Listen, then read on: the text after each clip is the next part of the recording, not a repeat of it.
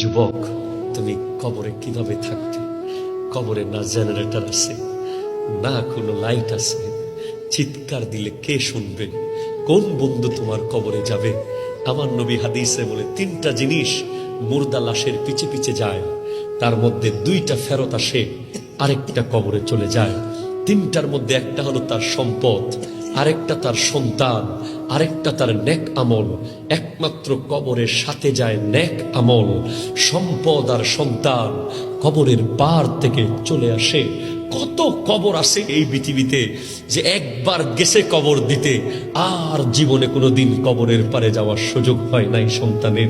একবার কোনো মতে লাশটা ঢুকাইয়া সন্তান আমেরিকায় চলে গেছে, লন্ডন চলে গেছে, ইউরোপে চলে গেছে, আর কোনোদিন লাশের কবরের পাশে আসে নাই।